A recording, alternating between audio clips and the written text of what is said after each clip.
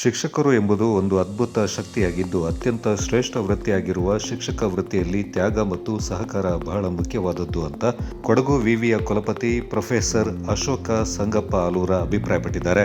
ಜ್ಞಾನ ಕಾವೇರಿ ಕ್ಯಾಂಪಸ್ ಚಿಕ್ಕ ಅಳುವಾರ ಇಲ್ಲಿಂದ ಸೆಮಿನಾರ್ ಹಾಲ್ನಲ್ಲಿ ಜರುಗಿದ ಶಿಕ್ಷಕರ ದಿನಾಚರಣೆಯ ಕಾರ್ಯಕ್ರಮದಲ್ಲಿ ಡಾಕ್ಟರ್ ಸರ್ವೇಪಲ್ಲಿ ರಾಧಾಕೃಷ್ಣನ್ ಅವರ ಭಾವಚಿತ್ರಕ್ಕೆ ಪುಷ್ಪಾರ್ಚನೆ ನೆರವೇರಿಸಿ ಮಾತನಾಡಿದ ಅವರು, ಅತ್ಯಂತ ಶ್ರೇಷ್ಠವಾದ ಶಿಕ್ಷಕರ ವೃತ್ತಿಯಲ್ಲಿ ನ್ಯಾಯ ದೊರಕಿಸುವ ಪ್ರಯತ್ನ ಮಾಡಬೇಕು. ಆದರ್ಶ ವ್ಯಕ್ತಿಯಾಗಿ ಮೊದಲು ಶಿಕ್ಷಕ ರೂಪಿತಗೊಂಡು ತನ್ನ ವೃತ್ತಿ ಬದುಕಿನಲ್ಲಿ ನಡೆ ನುಡಿಗಳನ್ನೊಂದಾಗಿಸಿಕೊಂಡು ಸೇವೆ ಸಲ್ಲಿಸುವ ಮಾನಸಿಕ ಸ್ಥಿರತೆಯನ್ನು ಹೊಂದಿರಬೇಕೆಂದರು.